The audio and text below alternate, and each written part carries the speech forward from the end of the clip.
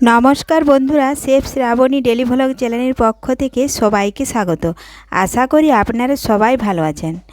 আজকে আমি আবার একটা রেসিপি শেয়ার করতে চলেছি আপনাদের সাথে। আপনারা প্রথম থেকে পুরো ভিডিওটা শেষ পর্যন্ত দেখতে থাকুন। চলুন তাহলে শুরু করি। তো দেখুন বন্ধুরা, আজকে আমি বানাবো কুলেখাড়া শাক। তো কিভাবে বানালে সব থেকে শরীরের বেশি উপকারে আমাদের আসে, তো আপনারা স্টেপ বাই স্টেপ দেখতে থাকুন। তো দেখুন বন্ধুরা, দেখুন আমি শাকগুলো নিয়েছি। এই শাকগুলো বাজার থেকে কিনে আনা। এই শাকগুলো অনেক সময় বাঁধ, পুকুর কিংবা জলাশয়ের ধারে এগুলো হয়ে থাকে। দেখুন শাকগুলো। তো এই শাকগুলো এখন আমি ভালোভাবে বেছে নেব, কারণ এই শাকে অনেক সময় কাঁটা বের হয়ে যায়। যখন অনেক দিন শাকগুলো বেরিয়ে যায় তখন কাঁটা থাকে শাকে, আর এই কাঁটাগুলো কিন্তু সেদ্ধ হয় না।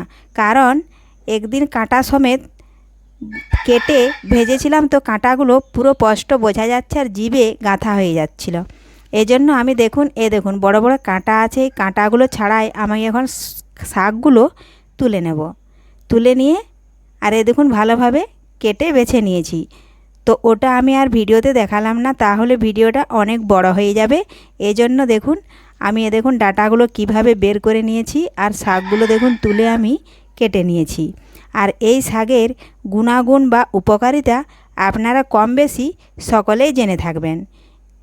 তো এই শাক খেলে রক্তে বৃদ্ধি, শরীরে রক্তের বৃদ্ধির পরিমাণ বেড়ে যায়, কিংবা রক্ত পরিষ্কারও হয়ে থাকে। তো দেখুন শাকগুলো আমি কেটে নিয়েছি, আর আপনারা পারলে নাও কাটতে পারেন। তো আমি এটা শাকটা ভাজা করব, এই জন্য আমি কেটে নিয়েছি। তো দেখুন সবার প্রথমে শাকগুলো দেখুন আমি জল দিয়ে ভালোভাবে ধুয়ে নিয়েছি।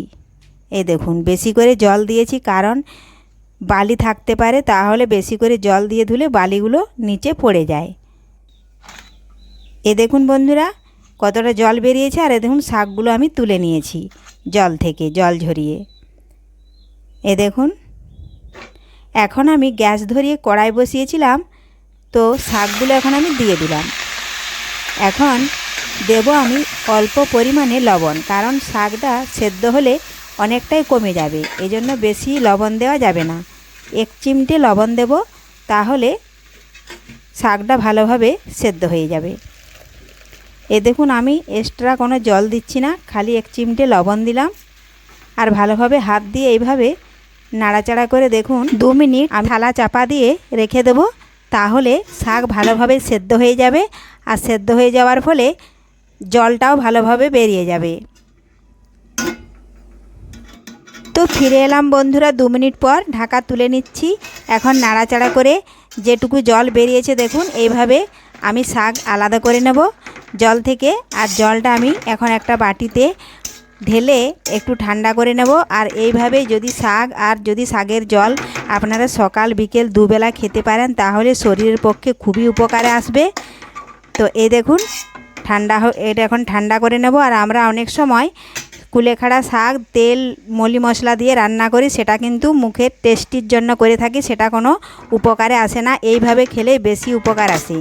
তো তৈরি হয়ে গেল আজকে আমাদের উপকারী এক কুলেখাড়া শাক ও শাকের জল। তো রেসিপিটি ভালো লাগলে লাইক, শেয়ার ও কমেন্ট করতে অবশ্যই ভুলবেন না বন্ধুরা। ধন্যবাদ।